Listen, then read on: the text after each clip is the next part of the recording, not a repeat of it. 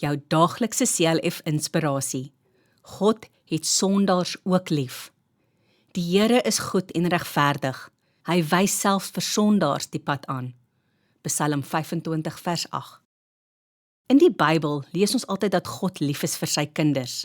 Sy kinders is die wat aan hom gehoorsaam is en hom dien en wat glo dat God se seun Jesus Christus ons van ons sonde kom verlos het. God het sy kinders baie lief.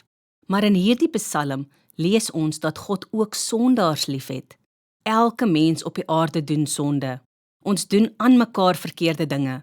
Ons het God nie bo alles lief nie. Ons is almal sondaars. Maar God het ook sondaars lief.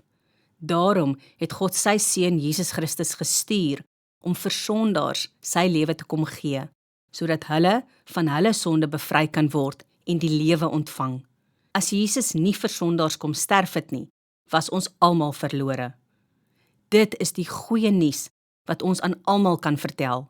En as verloste sondaars, moet ons vir ander wys hoe wonderlik dit is om 'n kind van God te wees. Ons moet 'n voorbeeld stel deur ons manier van lewe, ons goeie dade, ons woorde en ons liefde. Ook deur die manier waarop ons ander vergewe, wys ons dat God ons vergewe het. Kom ons bid saam. Dankie Here Jesus, dat U sondaars liefhet. Dankie dat U ook my sondes vergewe het. Amen.